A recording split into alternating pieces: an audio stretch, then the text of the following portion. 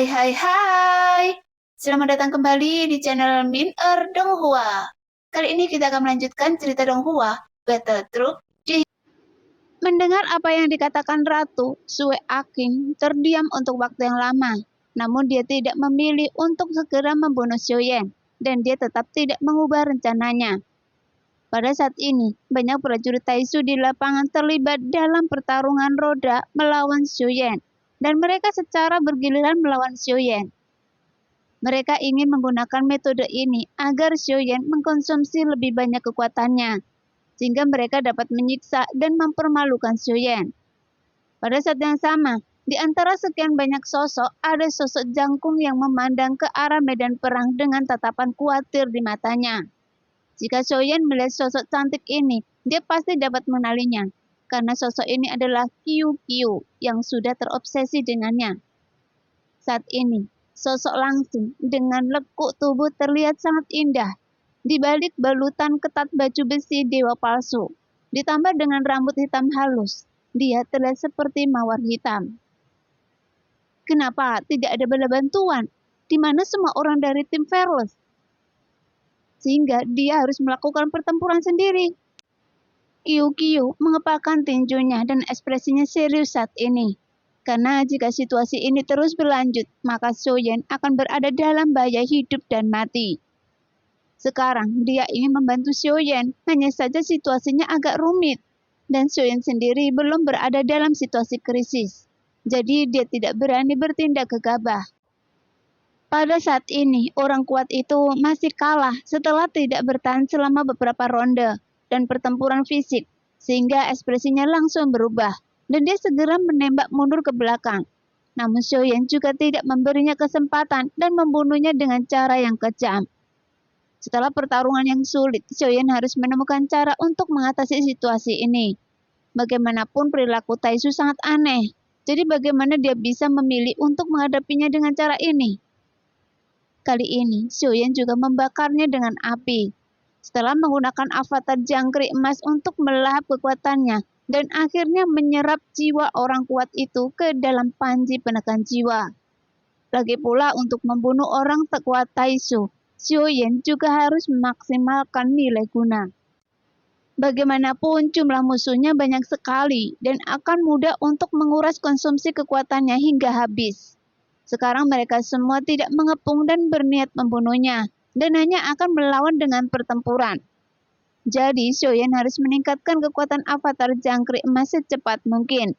Karena alam avatar jangkrik emas telah jatuh ke tingkat keabadian kaisar tingkat pertama di pertempuran sebelumnya. Jadi sekarang dia harus melahap banyak orang kuat Taisu.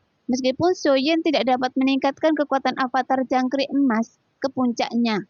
Setidaknya itu akan mengurangi konsumsi kekuatan Xiuyan sendiri. Sekarang, setelah avatar Jintan melahap ketiga orang itu sebelumnya, kekuatan avatar Jintan juga telah berkembang ke keabadian kaisar tingkat kedua.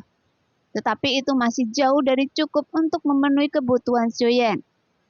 Segera, kekuatan jiwa Xiuyan menyebar lagi dan dia dapat merasakan aura yang sangat kejam di sekelilingnya. Bahkan jauh melampaui kekuatannya. Namun Xiuyan tidak takut sama sekali.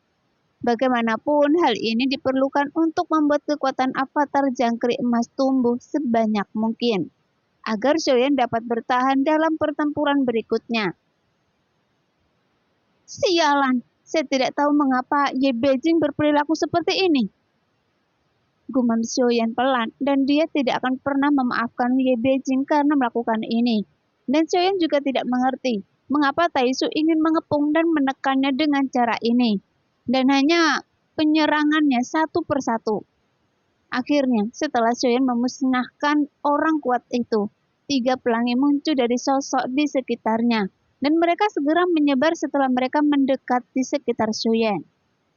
Segera avatar Jintan terpisah dari tubuh Xiuyan dan melesat ke arah yang berbeda. 3 sosok itu juga segera menyerang Xiuyan secara berurutan, dan semuanya adalah dewa abadi. Namun dari jenis serangan ini, yang kedua adalah yang memiliki kekuatan tempur yang baik. Jadi Xiuyan tidak akan gegabah dalam menghadapi mereka. 7 langkah mengejutkan para dewa. teriak Xiaoyan dengan keras. Kemudian 7 bayangan kaki besar keluar secara berurutan yang menyebabkan ruang di sekitarnya berguncang. Dan ketika sosok itu yang menyerang secara konsisten, tiba-tiba energi dan darah mereka melonjak dengan liar, dan mereka dengan cepat mengambil tindakan untuk menahan serangan Xiaoyan.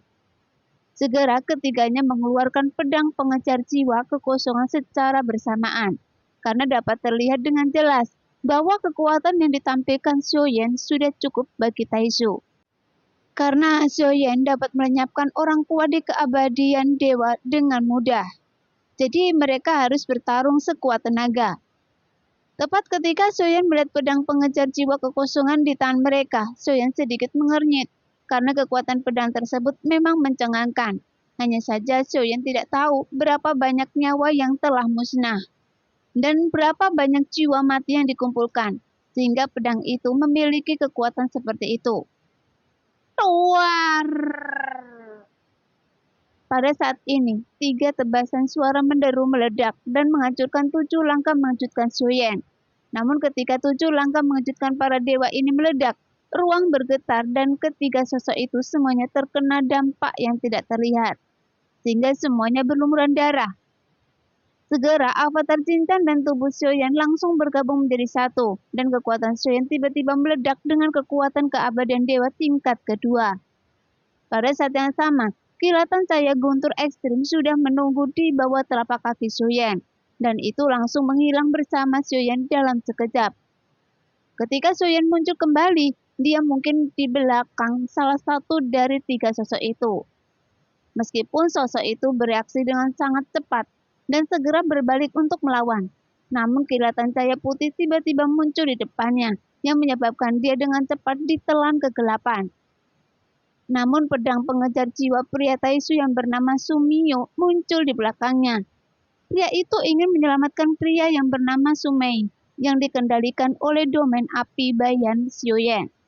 Segera pedang pengejar jiwa berubah menjadi pelangi panjang dan meraung ke arahnya, mencoba menyerang secara diam-diam dari belakang Xiaoyan.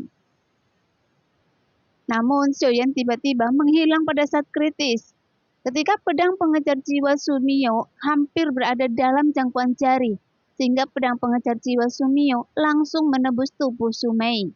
Dan bukan Xiaoyan, karena sosok Xiaoyan telah menghilang. Setelah pedang pengejar jiwa Sumei mengenai perut Sumei, Xiaoyan muncul kembali, dan dia mengulurkan tangannya untuk meraih gagang pedang yang menusuk perut Sumei, dan menariknya ke atas. Segera tubuh Sumei langsung dipotong menjadi 2 oleh pedang pengejar jiwa penghancur kekosongan milik Sumeo, yang menyebabkan darahnya terciprat kemana-mana. Kemudian Xiaoyan langsung menjentikkan jarinya, dan nyala api Xiaoyan langsung membakarnya, bahkan tanpa memberikan kesempatan untuk pulih. Avatar Jintan melahapnya, dan Xiaoyan memasukkan jiwa Sumei ke dalam panji penekan jiwa sekaligus. Saat melihat rekan mereka terbunuh seketika, kedua orang yang tersisa menembak mundur ke belakang. Namun, mata Xiaoyan sangat panas, dan dia tidak berniat melepaskannya. Karena tidak peduli bagaimana situasinya sekarang, dia harus bisa membunuh seseorang. Tepat ketika Xiaoyan mengejar mereka berdua, aura kuat tiba-tiba menyelimuti Xiaoyan. Kemudian bayangan hitam muncul di atas kepalanya dan memancarkan kekuatan penekan yang kuat, sehingga langsung membuat sosok Xiaoyan berhenti. Kapan semut menjadi begitu sombong hingga saya memukul kepalanya? Saat suara itu keluar, sebuah kuali hitam meraung turun untuk menyerang Xiaoyan. Melihat itu, tiba-tiba sebuah cahaya dingin keluar dari telinga Xiaoyan dan langsung berubah menjadi pilar besar untuk memblokir serangan itu. Tuar! Setelah keduanya terbungkus dalam kekuatan penindasan yang menakutkan, keduanya langsung bertabrakan dengan sengit. Dengan suara teredam yang meledak dengan kekuatan yang sangat kuat, hingga kekuatan keduanya tidak dapat dibedakan. Karena meskipun Xiaoyan tidak ada kerjasama avatar Yuan Shen, tapi kekuatan tubuh abadi Xiaoyan sendiri juga merupakan Yuan Shen bintang 5, yang cukup untuk tampil. Dan Xiaoyan sekali lagi mengerahkan seluruh kekuatannya dan mengayunkan pilar Tianjun. Segera sebuah cahaya keemasan dari pilar Tianjun meledak, dan bertabrakan satu sama lain dengan kuali hitam itu dengan keras. Namun setelah beberapa saat bertabrakan, tiba-tiba terdengar suara retakan dan suara gemuruh yang menyebabkan banyak kuali hitam besar itu benar-benar hancur berkeping-keping dan langsung meledak. Sialan, beraninya Anda menghancurkan kuali dewa saya. Pada saat ini, di belakang kuali hitam adalah prajurit Taisu, seorang pria berkulit gelap yang terlihat sedikit tidak bahagia. Dan auranya juga lebih kuat dari 3 orang sebelumnya. Dan dia adalah dewa abadi tingkat ketiga. Apakah kuali hitam ini diciptakan oleh orang-orang dengan teknologi Taisu Anda? Mungkinkah ini dianggap sebagai harta dewa tingkat kelima? Tapi mengapa sangat mudah dihancurkan? Suyen mencibir sambil tersenyum.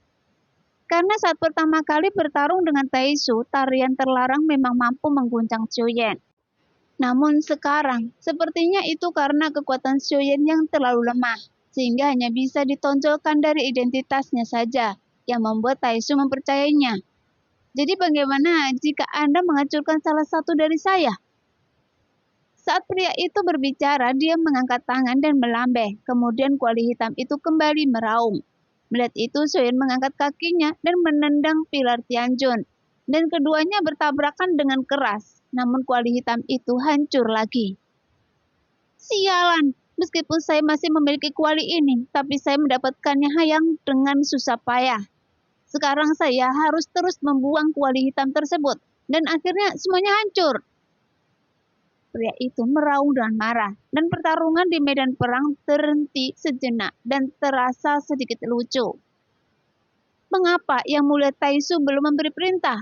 Bukankah reinkarnasi Yang Mulia begitu lemah sekarang? Jadi mengapa masih perlu melanjutkan pengujian? Di antara banyak sosok, ada beberapa yang berdiri tidak jauh dari Kiu-Kiu, dan tidak ada yang mendekati posisi mereka. Dan baju besi dewa kekosongan di tubuh mereka jelas berbeda. Masing-masing memiliki bentuk dan bahan tersendiri. Nah, demikianlah cerita hari ini. Terima kasih yang sudah menonton video Min Earth sampai selesai. Sampai jumpa di video selanjutnya. Bye-bye.